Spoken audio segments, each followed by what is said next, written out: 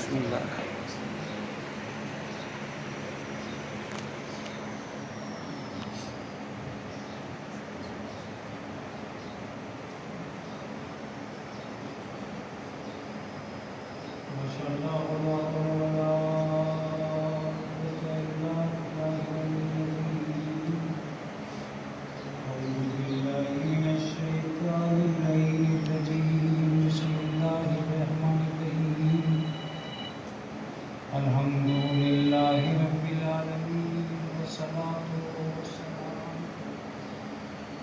أشرف الأنبياء والمرسلين بالقاسم محمد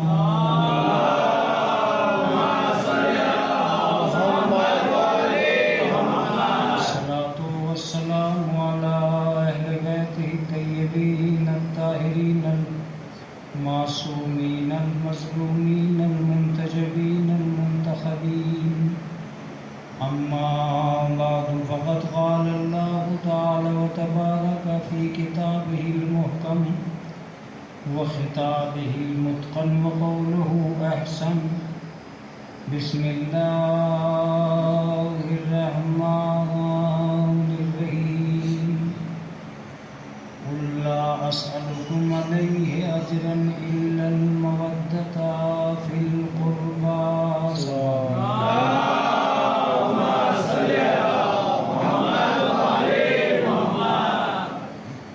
گرامی قدر، یہ اجر رسالت ادا کرنے کا زمانہ ہے۔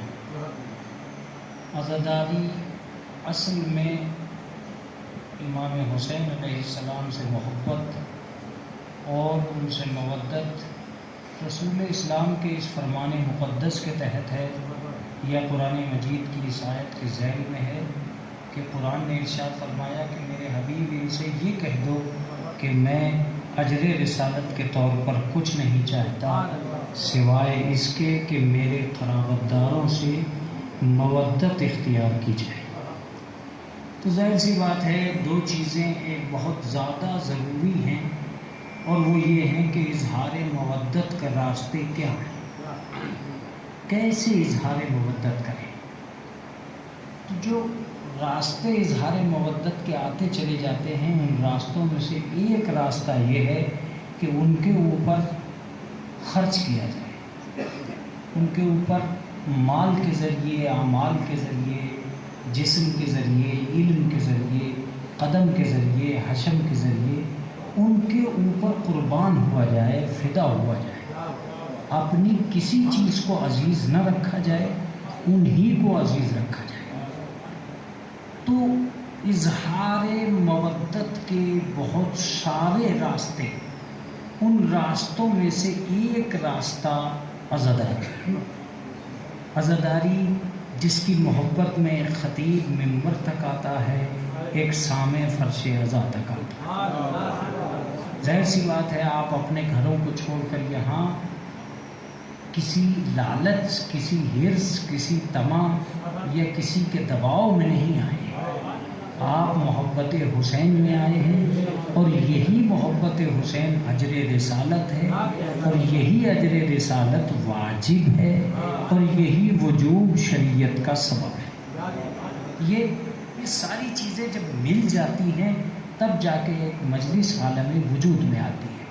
میں نے جس آیہ کریمہ کو اپنا عنوان کلام قرار دیا ہے، میں اسے مستقل آپ کی خدمت عالیہ میں پڑھتا رہوں گا، اور اس کے ذیل میں جو بھی باتیں آتی رہیں گی وہ آپ کی خدمت میں حاضر کرتا رہوں گا۔ آج تو چونکہ میری عزاداری کا اور اس سلسلے کی پہلی مجلس ہے، اور یہ سید میرا کا حکم ہے، اور سید میرا کا فیض ہے، سید میرا کا بلاوا ہے۔ اس منبر سے ان کے اس عشرے میں جو انہوں نے پہاڑیوں پہ چل کے علم نصب کیا تھا، آج ہم اسی علم کو سجائے بیٹھے۔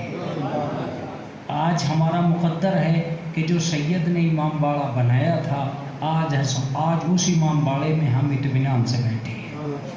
ظاہر سی بات ہے، اس وقت کو سوچئے کہ انہوں نے خاردار راستوں میں سے نکل کر اپنے آپ کو اس پہاڑی تک پہنچایا، اور اس پہاڑی پہ آنے کے بعد اس علم کو نصب کیا۔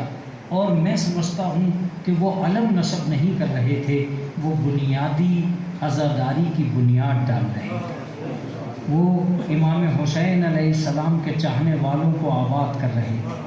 اس شخص نے قدم نہیں رکھا تھا، ہماری نسلوں کی بنیاد ڈالی تھی۔ آج اطمینان سے اس امام بارگاہ میں بیٹھ کر جو ہم مجلس کر رہے ہیں، یہ اسی سید کا کمال ہے جس سید نے اس جگہ کو منتخب کیا تھا۔ میں سمجھتا ہوں کل اس آدمی کا یہاں آنا اس دشت و صحرا کے لیے فخر و مباحات کی بات تھی، آج اس کی درگاہ ہمارے لیے فخر و مباحات کی بات ہے۔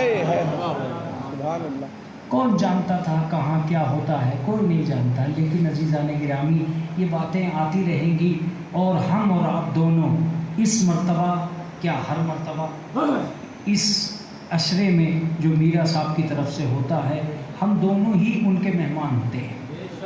ذاکر بھی انہی کا مہمان ہوتا ہے اور آپ بھی انہی کے مہمان ہوتے ہیں۔ ظاہر سی بات ہے وہ اس دشت میں حسین کے مہمان ہیں، ہم ان کے مہمان ہیں۔ ہمیں ایک کوشش ضرور کرنا ہوگی کہ ہر بستی سے جب چہلم اور عزائے حسین کی دنیا ابھر کے جائے اور امام زمانہ تک پہنچے، تو ہماری کوشش یہ ہونی چاہیے کہ ہماری ہر شے، ہر عزاداری، ہر دن، ہر چہلم کا وہ دن جو گزر رہا ہو وہ تہذیب و تمدن کے ساتھ امام زمانہ تک پہنچے۔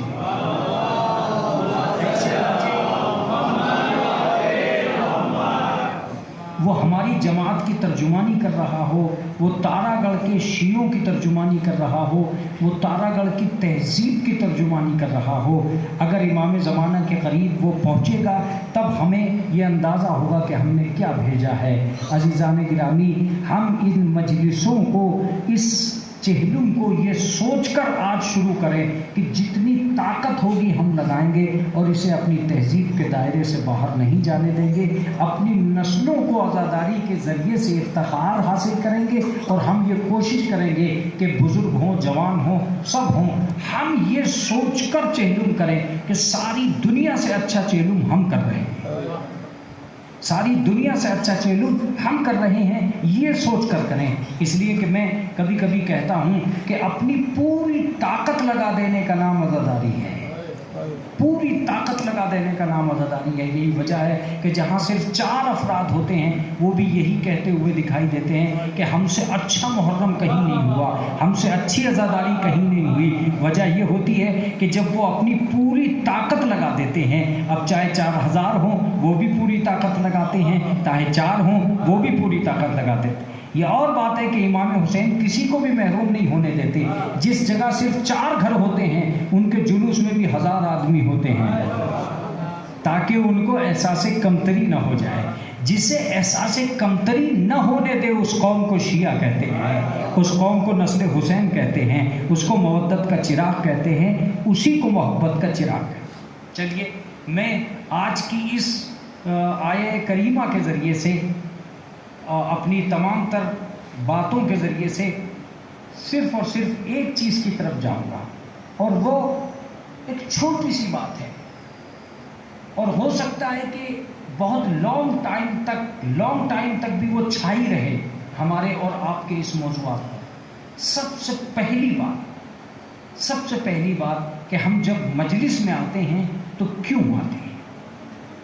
جس بچے نے یہ محسوس کر لیا کہ وہ مجلس میں کیوں آیا ہے، وہ اپنی تمام تر عزاداری کو کامیاب و کامران کر کے لے کے جائے گا۔ اس لیے کہ بے شعوری طور پر، لاشعوری طور پر مجلس میں آ کر بیٹھ جانا اور ہے، شعوری طور پر مجلس میں آنا اور ہے۔ جب ہم مارکیٹ میں نہیں جاتے بغیر مقصد کے، تو ہم مجلس میں کیوں آ رہے ہیں بغیر مقصد کے؟ تو مقصد تو طے کرنا پڑے گا کہ ہم مجلس میں کیوں آ رہے ہیں۔ ایک نوجوان اگر اس طرف آئے گا تو اس کے کمالات میں اضافہ ہوگا، اس کی روحانیت میں اضافہ ہوگا، اس کی دنیا میں، دین کی دنیا میں ترقی ہوگی۔ ایک بات پہلے سن لیجئے کہ مجلسیں بے دینی کے لیے پیدا نہیں ہوئی ہیں، دینداری کے لیے پیدا ہوئی۔ اگر دینداری کے لیے پیدا ہوئی ہیں تو چھوڑیے اس بات کو کہ جتنا خرچ ہو رہا ہے اتنا فائدہ دین کو ہونا چاہیے، کم سے کم جتنا وقت صرف ہو رہا ہے اتنا فائدہ ایک نوجوان کو ہونا چاہیے، دین پہنچنا چاہیے۔ شروع ہی میں یہ بات سن لیجئے کہ اگر امام حسین کی مجلسیں نہ ہوتی تو دین کا عوام کے گھروں تک پہنچنا مشکل ہو جاتا۔ دوسرا لفظ سنیے، اگر یہ لفظ باؤنس ہو گیا ہے اور یہ نہیں چل پایا ہے تو دوسرا سنیے، اگر حسین کی مجلسیں نہ ہوتی تو کوئی انسان مذہب کو حق کی طرح اجاگر کرنے کو تیار نہیں ہوتا۔ اگر حسین کی مجلس نہیں ہوتی تو ظالم کے خلاف بولنے والے بھی نہ ملتے۔ اگر امام حسین کی مجلسیں نہ ہوتی تو مظلومیت کا کوئی ساتھ دینے والا بھی نہ ہوتا۔ یہ امام حسین کی مجلس کا کمال ہے کہ ایک محلے میں مجلس برپا کر کے یزید کی نیند حرام کر دی ہے تاکہ دنیا میں پھر یزید سر نہ اٹھا سکے، اور ہر محلے میں امام حسین نے مجلس اس لیے کی تھی تاکہ ہر وہ آدمی جو یزید بننا چاہتا ہے وہ آنکھیں کھول کے یہ دیکھ لے یہاں حسین کے کتنے ہیں۔ ایک صلوات پڑھ دے محمد و آل محمد۔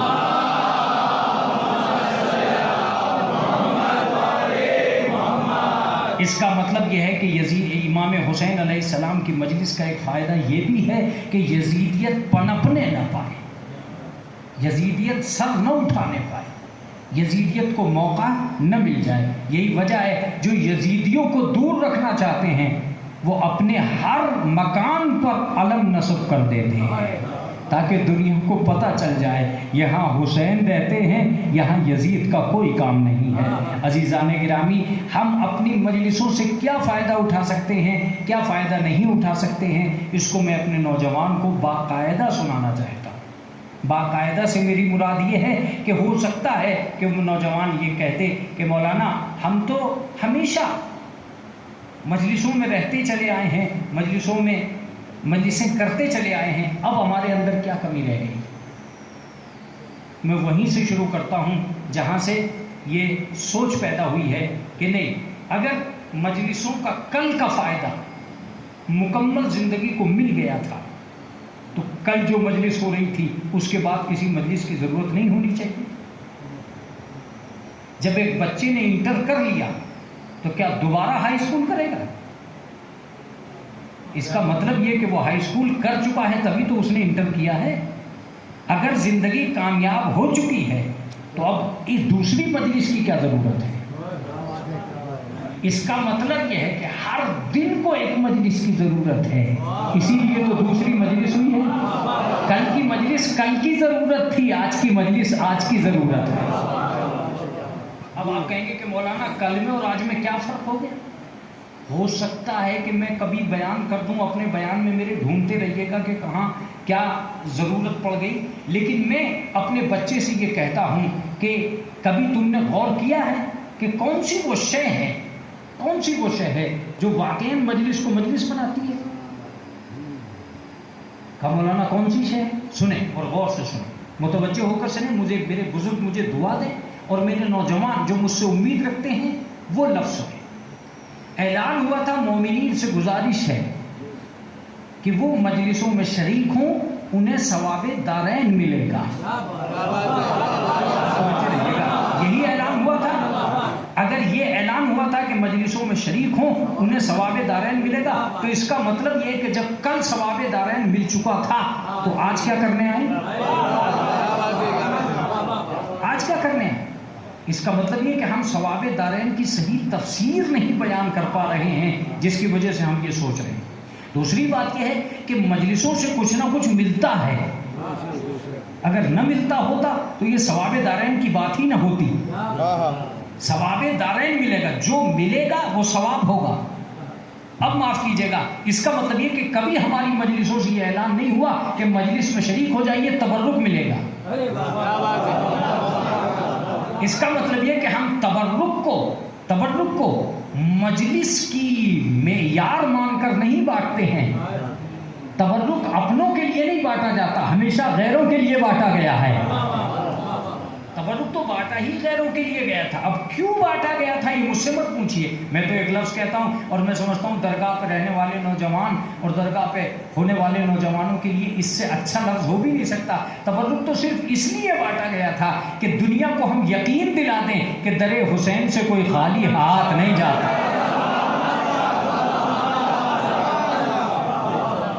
اور ظاہر سی بات ہے جب یہاں خالی ہاتھ نہیں جا رہے ہیں ہمارے امام باڑے سے, جب یہاں خالی نہیں جا رہے جو نام حسین پہ مجمع آیا ہے, تو ظاہر سی بات ہے وہاں کیسے خالی ہاتھ چلا جائے گا جہاں حسین کھڑے ہوں گے.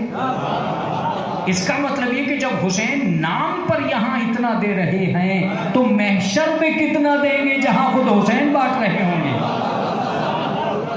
اب یہ اور بات ہے کہ ہم جو بانٹتے ہیں وہ تبرک ہے, حسین جو بانٹیں گے اسے جنت کہتے ہیں. ایک صلوات پڑھ دیں محمد و آل محمد.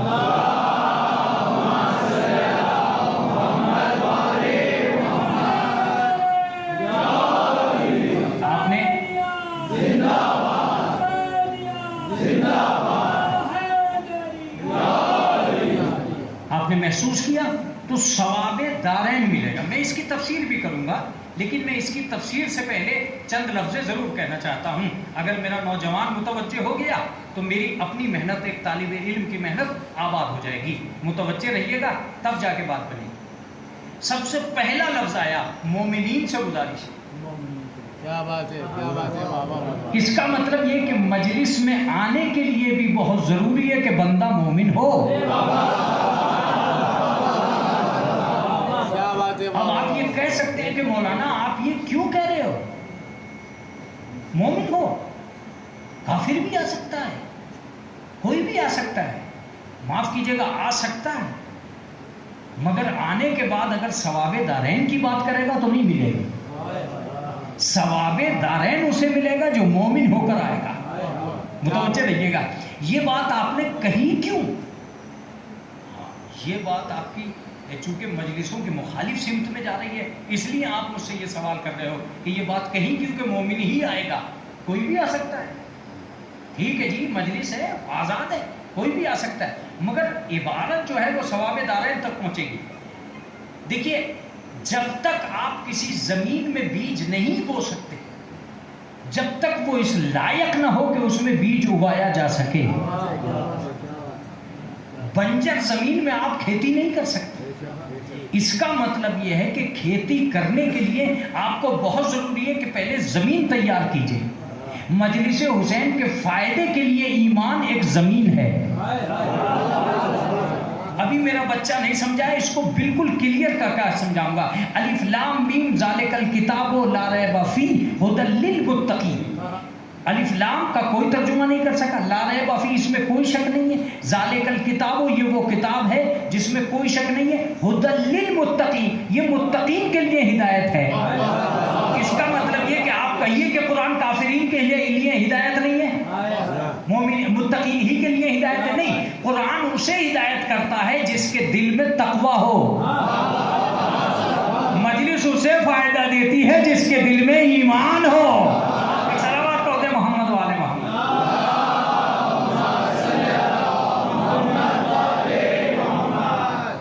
یہ ایک زمین کی بات ہو رہی ہے. الف لام میم ذالک الکتاب لا ریب فیہ ھدی للمتقین, یہ ہدایت ہے ان کے لیے جو متقین ہیں. مجلس ثواب دارین ہیں ان کے لیے جو مومنین ہیں. تو ایک زمین کی بات ہوئی ہے. جب تک دل مومن نہیں ہوگا مجلس کوئی فائدہ نہیں پہنچا سکتی, مجلس کوئی فائدہ نہیں پہنچا سکتی. کہو قمر سلطان ڈرو مت, اس لیے کہ اگر تم ڈر گئے تو بچوں تک پیغام کیا پہنچاؤ. جس طرح ہر مسجد میں پہنچنے والا خدا تک نہیں پہنچتا,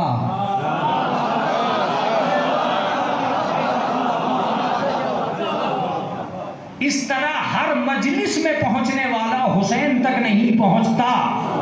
آپ کا چپ ہونا مجھے تعجب میں ڈال دے گا. ہر مجلس میں پہنچنے والا, مسجد میں جانے کا مطلب خدا تک جانا. مسجد تو وسیلہ ہے, جانا تو خدا تک ہے. مصلی تو ذریعہ ہے, جانا تو خدا تک ہے. نماز تو طریقہ ہے, جانا تو خدا تک ہے. دعا تو ایک حجاب ہے, جانا تو خدا تک ہے. قرات تو تسلی ہے جانا تو خدا تک ہے، امام باڑہ تو وسیلہ ہے جانا تو حسین تک ہے، سوزخانی تو ذریعہ ہے جانا تو حسین تک ہے، خطابت تو طریقہ ہے جانا تو حسین تک ہے، خطابت تو طریقہ ہے جانا تو حسین تک ہے، امام باڑوں تک بلانا مقصد نہیں ہے، حسین تک پہنچانا مقصد ہے۔ لیکن جس طرح ہر مسجد میں جانے والا خدا تک نہیں پہنچتا، اسی طرح ہر مجلس میں آنے والا حسین تک نہیں پہنچتا۔ اور جواب سن لیجئے اور گونجتے رہ جائیے گا، جواب سنیے، ہر مسجد پہ پہنچنے والا اگر خدا تک پہنچ گیا ہوتا تو آتنکوادی کہاں سے آتے؟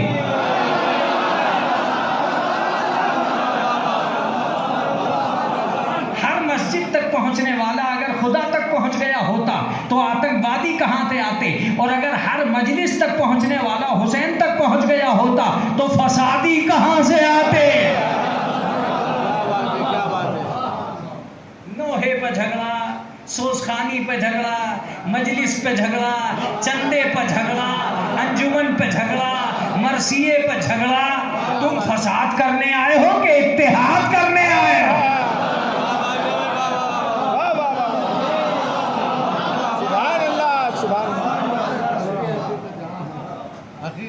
اس کا مطلب یہ ہوا کہ ایک مجلس تک پہنچنا انسان کی زمینی ذمہ داری، زمینی ذمہ داری۔ معاف کیجئے گا، ابھی تک میری تارا گڑھ میں کسی سے ملاقات نہیں ہوئی ہے ڈیٹیل کے ساتھ۔ آپ اپنے حالات پہ نہ لے جائیے گا، اور جب اپنے حالات پہ آپ کو شک ہونے لگے تو نیٹ اٹھا کے دیکھ لیے گا، سب جگہ یہی حالات نظر آئیں گے۔ لہذا ہم مولویوں کو ضرورت نہیں ہوتی ہے کہ ہم کسی ایک جگہ کے لیے مجلس پڑھ رہے ہوتے ہیں، اور اب تو عالم یہ ہو گیا کہ ہم ایک جگہ میں پڑھتے ہیں اور سب جگہ کے لیے پڑھتے ہیں۔ ہمیں پتہ ہوتا ہے کہ یہاں کم سنی جائے گی، باہر زیادہ سنی جائے گی، لہذا ہم اسی طرح پڑھتے ہیں اور اسی طرح آپ ماشاءاللہ سنتے بھی ہیں۔ لیکن جتنی باتیں کہی جائیں گی وہ آپ کے سماج کو مد نظر رکھتے ہوئے نہیں کہی جائیں گی، وہ اس دنیا کو مد نظر رکھتے ہوئے کہی جائیں گی، تو متوجہ رہیے گا۔ تو یہ تو ایک زمین تیار ہوئی ہے، مومنین سے گزارش ہے، ایک زمین ہے کہ مولانا یہ بات تو طے ہے کہ جو مومن ہوگا، لیکن مومن ہی کیوں؟ اب میں وہ ساری آیتیں آپ کو سنانا نہیں چاہتا ہوں کہ قرآن مجید ایک طاقت کا نام ہے، قرآن مجید ایک قوت کا نام ہے، قرآن مجید ایک رحمانی کمال کا نام ہے۔ قرآن مجید شاید ہمارے گھروں میں اس لیے آیا تھا کہ وہ ہماری ضمانت لے سکے، ہم تو اس کی کیا ضمانت لیں گے؟ ہم اسے دیکھیں یا نہ دیکھیں، وہ ہمارے گھروں میں بیٹھا ہوا ہمیں دیکھ رہا ہے۔ قرآن مجید ایک ایسی طاقت کا نام ہے کہ جس میں پرانے زمانے کی مائیں اپنے بچوں کو بیمار ہوتے ہی ہوا دیتی تھی اور بچہ ہوا ہی سے صحیح ہو جاتا تھا۔ ظاہر سی بات ہے، میں کہتا ہوں کہ جب باہر سے قرآن کا یہ حال ہے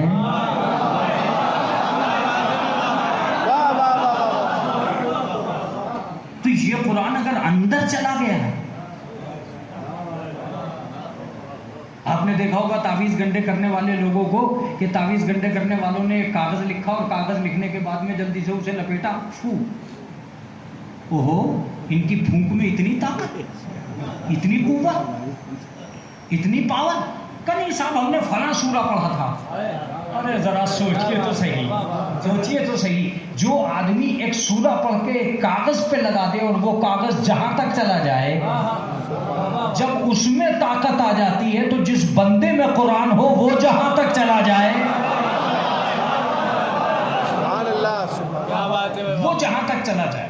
میں ایک لفظ کہنے جا رہا ہوں جو روایات کا ہے کہ جسے قرآن نے چھوڑ دیا اسے دنیا کبھی بھی اپنا نہیں بنا سکتی، اور جسے قرآن نے اپنا بنا لیا اسے دنیا کبھی بھی، میں سمجھتا ہوں کہ کبھی کبھی تو قرآن بھی معجزے دکھلاتا رہتا ہے اس دنیا میں تاکہ قرآن کی طاقت پہ لوگوں کو یقین آ جائے۔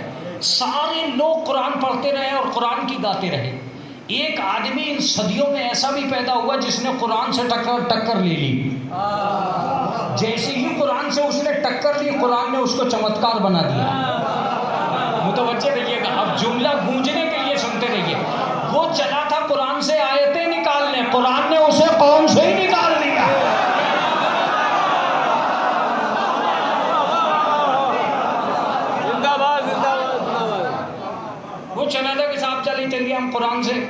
آیتیں نکالیں گے. قرآن نے کہا ہم تمہیں قوم سے نکال دیں. کیا بات ہے. اور اب سوچئے کہ اس وقت ہماری پوری قوم دعائیں مانگ رہی تھی کہ یار یہ اتنا برا برا کہتا ہے، اس کا دم کیوں نہیں نکل جاتا، اس کا ہارٹ اٹیک کیوں نہیں ہو جاتا، اس کی شوگر کیوں نہیں بڑھ جاتی. ساری دعائیں ہم مانگ رہے ہوتے تھے جب وہ برا برا کہہ رہا ہوتا تھا. لیکن اتفاق وقت یہ ہے کہ ہمیں اللہ کی مصلحت کا پتہ ہی نہ تھا. اگر اس وقت وہ مر جاتا تو ذلیل کون ہوتا، یہ ذلت و رسوائی کون دیکھتا، اس ذلت و رسوائی کا مقابلہ کون کرتا. کہ جب وہ جیل سے پلٹ کے آیا، جس جیل نہ جانے کی خاطر اس نے سب کچھ کیا، اسی جیل میں گیا. اور جب جیل سے پلٹ کے آیا تو اس نے ایک چمتکار دیکھا کہ قرآن تو اندر رکھا ہے، وہ باہر کھڑا ہے. اندر سے قرآن پکار کے کہہ رہا تھا کہ آج گل رحمان کی طاقت کیا ہے، انسان کی طاقت کیا ہے. تو میں آپ سے یہ کہہ رہا ہوں کہ ہمارے پاس سب سے بڑی چیز، سب سے بڑی پاور، سب سے بڑی طاقت کیا ہے؟ قرآن مجید ہے. جس قرآن مجید کے قریب جا کر ہم سب کچھ حاصل کر سکتے ہیں جو حاصل کیا جا سکتا تھا. میں بھول جاؤں گا اور پھر کبھی موقع آئے نہ آئے، اس لیے میں کہہ رہا ہوں کہ یہ قرآن مجید کا کمال تھا کہ وہ دنیا میں آنے سے پہلے سب سے اونچا تھا. دو ذاتیں ایسی تھیں جو دنیا میں آنے سے پہلے سب سے اونچی تھی. ایک رسول اللہ سب سے اونچے تھے اور ایک قرآن سب سے اونچا تھا.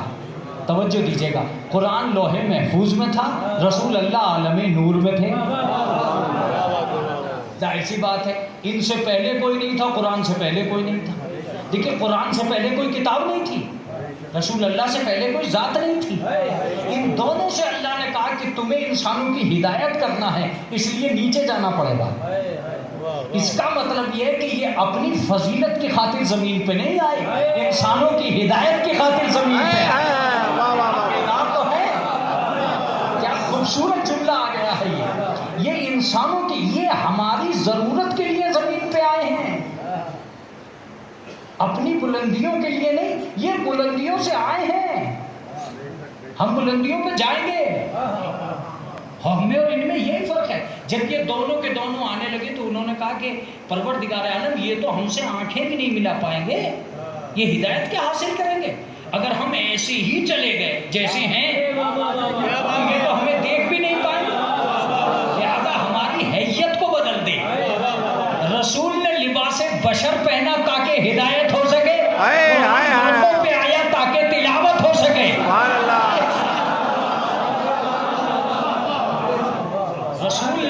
رسول نے لباس بشری پہنا تاکہ ہدایت ہو سکے. قرآن نے کاغذ کا ورق استعمال کیا، کاغذ کا لباس پہنا تاکہ تلاوت ہو سکے. وہ بشریت کا لباس پہن کے رسول اللہ بنا، یہ اوراق پہ اتر کے کلام اللہ بنا. اس نے رسول کی طرف دیکھ کے کہا جب تک میں ہوں تیرا کوئی کچھ نہیں بگاڑے گا. رسول نے قرآن کی طرف دیکھ کر کہا جب تک میں ہوں تیرا کوئی کچھ نہیں بگاڑے گا. قرآن نے کہا میں رسول کی حفاظت کروں گا، رسول نے کہا میں قرآن کی حفاظت کروں گا. رسول نے کہا کوئی قرآن میں نقطہ نہیں لگا سکتا جب تک میں ہوں.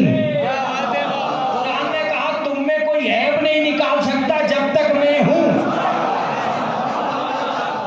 سبحان اللہ. آپ کے حسین سماعت کو دیکھتے ہوئے ایک لفظ اور ہے جو میری زبان پہ آ گیا ہے. قرآن نے کہا جب بھی کبھی رسول کو سمجھنا ہو تو میری صورت میں دیکھنا. رسول نے کہا جب بھی قرآن کو سمجھنا ہو میری سیرت میں دیکھنا. قرآن نے کہا رسول میرے سینے میں ہے، رسول نے کہا قرآن میرے سینے میں ہے.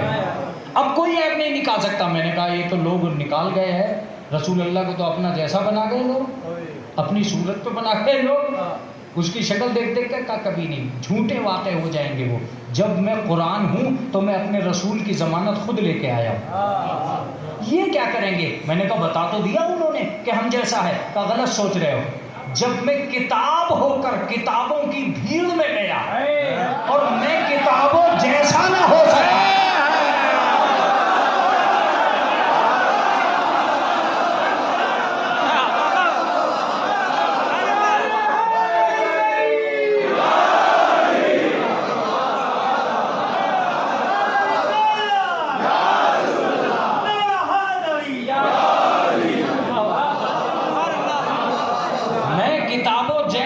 ہو سکا تو یہ آدمی ہو کر آدمیوں جیسا کیسے ہو جائے گا؟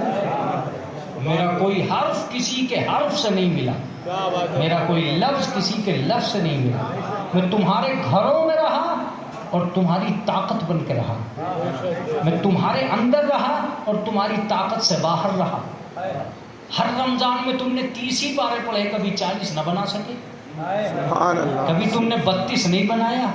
اس کا مطلب میں طبیعت کی کتاب نہیں ہوں، میں قدرت کی کتاب ہوں. میں اگر طبیعت کی کتاب ہوتا تو ہر سال 1 سپارہ بڑھ گیا ہوتا، لیکن میں قدرت کی کتاب ہوں. تمہارے درمیان میں رہ کر تم سے ایک طاقت لڑائے رہا. تو ہمارے پاس سب سے بڑی پاور کیا چیز ہے؟ ہمارے پاس سب سے بڑی پاور موجود ہے قرآن مجید کی.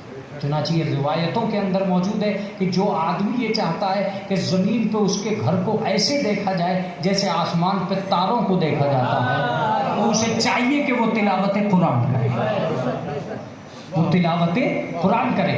آسمان والے اس گھر کو جس گھر میں تلاوت قرآن ہوتی ہے ایسے دیکھتے ہیں جیسے زمین والے آسمان کا تارا دیکھتے ہیں. یعنی جس طرح تارا آسمان میں چمکنے لگتا ہے تلاوت قرآن کے بعد یہ یہاں چمکنے لگتا. خیر میرا موضوع بہت دور نہ چلا جائے، اس لیے ہم دلیل قرآن مجید سے دیں اور قرآن مجید ہی کو سامنے رکھیں تب ہے. تو اب ایک میرا بچہ جب مجلس کی طرف کو رخ کرتا ہے تو اس کے لیے زمین ہموار ہوتی ہے. کس چیز کی؟ کہ وہ مومن ہو. مومن کیوں ہو اس کا ایک ریزن میں بیان کر چکا، مگر ایک اور ریزن بیان کرنے جا رہا ہوں. زینوا مجالسکم بذکر علی، تم اپنی مجلسوں کو زینت دو ذکر علی سے. نزہۃ المجالس میں یہ حدیث بیان کی گئی. ذکر علی سے اپنی مجلسوں کو زینت دو. رسول اللہ سے یہ سوال کرنا چاہیے کہ یا رسول اللہ آپ کا نام نامی بھی تو ہے، آپ یہ کیوں نہیں کہتے کہ اپنی مجلسوں کو زینت دو میرے نام سے؟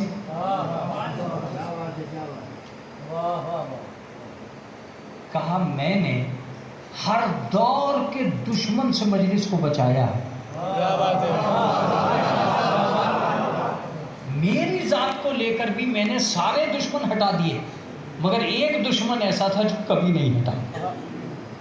میں نے کافر دور کر دیے، مشرک دور کر دیے.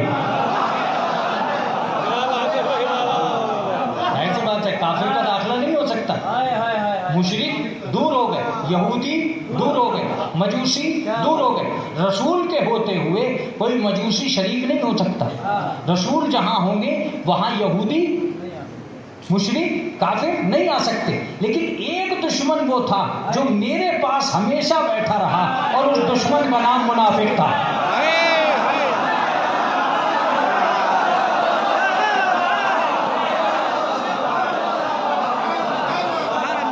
اس دشمن کا نام کیا تھا؟ منافق تھا. لہذا میں نے تم سے کہا کہ تم اپنی مجلسوں کو زینت دو ذکر علی سے، اس لیے کہ علی کا نام جہاں ہوتا ہے وہاں منافق کا گزر نہیں ہوتا. جہاں علی کا نام ہوتا ہے وہاں منافق کا گزر نہیں ہوتا. اس لیے کہ وہاں منافق کا گزر نہیں ہوتا تو میں نے تم سے کہا زینوا مجالسکم بذکر علی، تم اپنی مجلسوں کو زینت دو ذکر علی.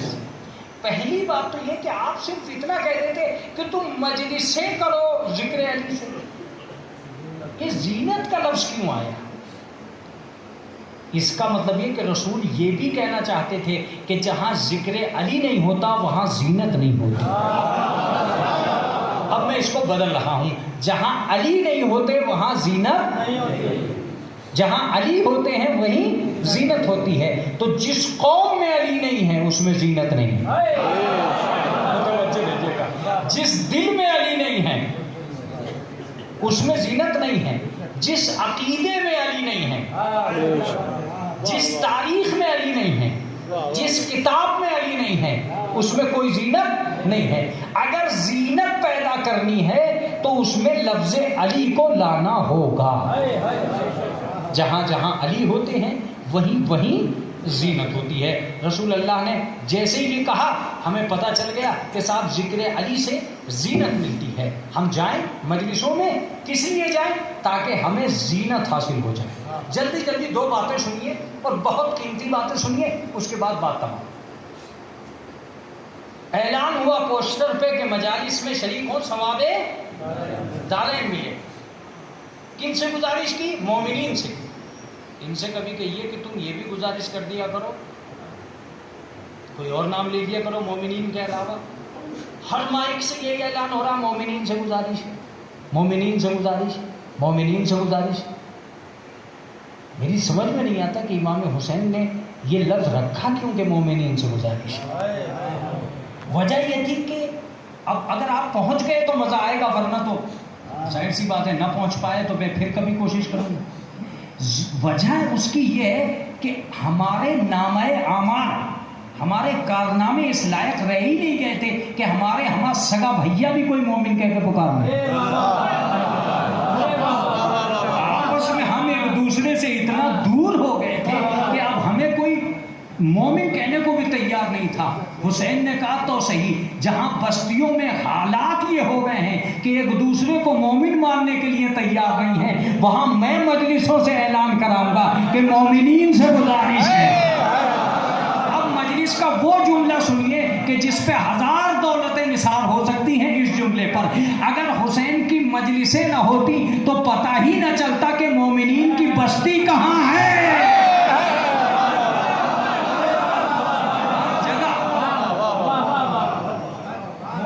بستیوں کا پتہ نہ چلتا کہ مومنین کی بستیاں کہاں ہیں۔ یہ تو امام حسین کا کمال تھا کہ انہوں نے مومنین کی بستی کا پتہ لگانے کے لیے اپنی مجلس کی ایجاد مومنین سے کی، تاکہ ہر بستی کے مومن کا پتہ چل جائے۔ میں سمجھتا ہوں صحیح کاؤنٹنگ بھی مومنین کا پتہ نہیں دے سکتی، اس لیے کہ جو آدمی باہر سے سروس کرنے تارا گڑھ میں آیا ہے وہ کاؤنٹنگ میں کیوں آئے گا؟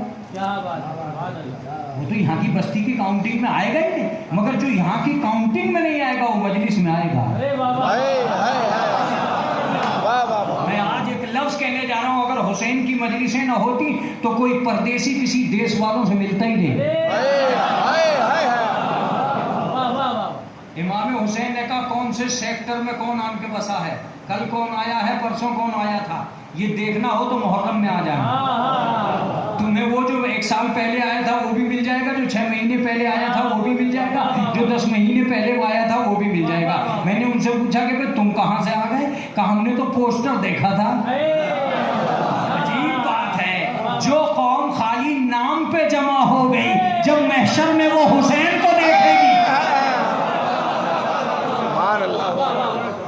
جب وہ محشر میں امام حسین کو کھڑا ہوا دیکھے گی تو ہر قوم سے لوگ نکلیں گے اور امام حسین کے قریب ہوتے چلے جائیں۔ یہ کون لوگ ہوں گے؟ یہ وہی لوگ ہوں گے جو مجلس حسین میں ایک دوسرے کا ساتھ دے رہے ہوں گے۔ عزیزو، میں ہو سکتا ہے کہ کل یہیں سے پھر شروع ہو جاؤں، لیکن ابھی تھوڑی سی دیر میرے پاس اصلی باقی ہے، پھر اس کے بعد ادھار کا ٹائم بھی شروع ہوتا ہے، لیکن ابھی نقد منٹیں باقی ہیں۔ ان نقد منٹوں میں سنیے جو میں آپ سے کہنا چاہتا ہوں۔ امام حسین علیہ السلام کی مجلسیں برپا ہوئی اور مومنین کا پتہ چلا کہ مومنین کہاں کہاں بستے ہیں۔ عزیزو، جو یہاں ان محلوں میں ہمیں گم نہیں ہونے دے رہا ہے وہ محشر میں کیا گم ہونے دے۔ اب رہ گئی یہ بات کہ کون آیا ہے مجلس میں، تو میں ایک ہی لفظ کہوں گا، جسے حسین نے بلایا ہے وہ آیا ہے، جسے سید نے آواز دی ہے وہ مجلس میں آیا ہے۔ ہر کس و ناکس کو تو حسین بھی گلے نہیں لگاتے۔ کربلا میں بھیڑ بہت تھی مگر آیا حر تھا۔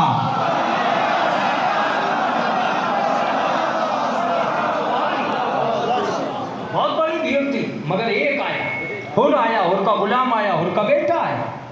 یہ لوگ کیوں آ گئے؟ انہیں سعادت لے آئی۔ وہ کیوں رک گئے؟ انہیں دولت نے روک لیا، نوکری نے روک لیا، یزیدیت نے روک لیا۔ یہ کیوں آ گئے؟ ایک لفظ سنیے، مشی پہ جا رہے ہیں، یہاں سے 20 آدمی امام ضامن بیٹھے ہیں، امام ضامن باندھے بیٹھے ہیں اور مشی پہ جا رہے ہیں، انہیں مبارک ہو، امام حسین کے گھر جا رہے ہیں اور امام حسین کے مہمان بن کے جا رہے ہیں۔ جو بھی مشی پہ جاتا ہے میرا مولا اس کو اس کے باپ کے نام سے یاد کرتا ہے، باپ کے نام سے پکارتا ہے، اس لیے کہ حرامی مشی میں جا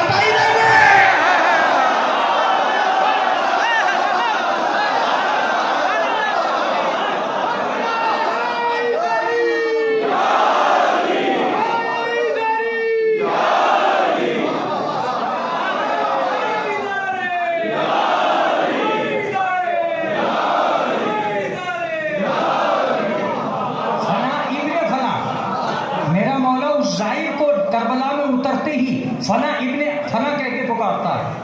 ہر زائر کے قریب، یہ روایتیں سنا رہا ہوں، ہر زائر کے قریب جاتے ہیں میرے مولا. اور یہ روایتوں میں ہے کہ اگر زائر کے سینے پہ حسین ہاتھ نہ رکھے تو زائر کا سینہ غم سے پھٹ جائے.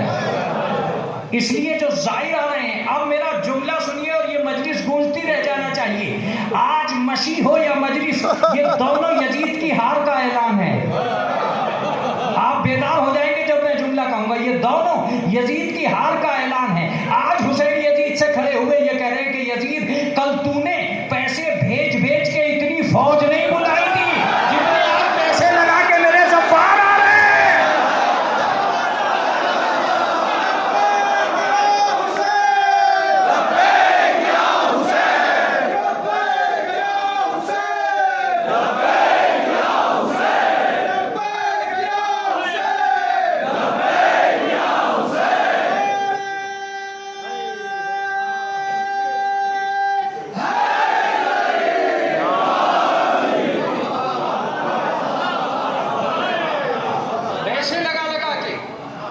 اپنی پاس سے کرایہ لگا کے. اور وہاں تو حال یہ ہے کل تیرے پاس تھا اور تو نہ کھلا سکا. آج حسین کے نام پہ کوئی وہاں سے بھوکا نہیں جا رہا ہے. ذرا سوچ، دولت تیرے پاس ہے کہ اس کے پاس ہے؟ آج کون جیتا ہے کون ہارا ہے یہ تجھے اندازہ ہو جائے گا. اور اگر اندازہ ہو چکا ہے تو اب ایک دو جملہ، مشی پہ تو میں پوری مجلس بھی پڑھ سکتا ہوں، لیکن مجھے ایک دو جملہ آپ سنیے اور ایک دو جملے کے بعد آپ کو احساس ہو جائے گا کہ واقعی مشی کیا ہے، یہ مجلسیں کیا ہے. یہ مجلس ہو یا مشی، یہ اصل میں امام حسین اپنے دشمن کو جواب دیتے ہیں اور دشمن کو سال بھر یہ چھوٹ دیتے ہیں کہ جتنا کوشش ہو اتنے پوسٹروں میں چھپوا دے کہ کتنے تو نے مارے ہیں. ہم چہلم آ کے بتائیں گے کتنے ہم نے بچائے ہیں. انہوں نے کہا ہم نے 10,000 مار دیے، 20,000 مار دیے، 30,000 مار دیے. کا بس اب یہاں گن کے دیکھو کتنے آئے. دیکھیے چاہے کتنی ہی روایتوں، میرے بزرگ بیٹھے ہیں یہاں، ایسے لوگ بیٹھے ہیں جو مجلسوں کو برس سے سنتے چلے آئے ہیں. میں ان کا سہارا لے کر ایک جملہ کہتا ہوں، چاہے کتنے ہی اختلاف ہو، یزید کی فوج گنتی میں آئی.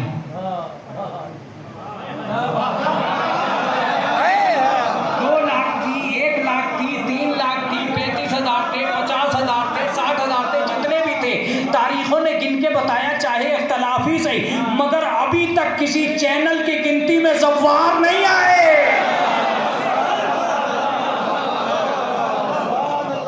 کسی چینل کی گنتی میں نہیں آئے. آج کا جو ہنگامہ ہوا ہے مشی میں، وہ ساری دنیا میں حیرت ہے اس کے اوپر. ساری دنیا 1 گھنٹے کے اندر عراق میں 35 پلین اترے ہیں. 35 پلین. کسی ملک میں 1 گھنٹے میں 35 پلین نہیں اترے.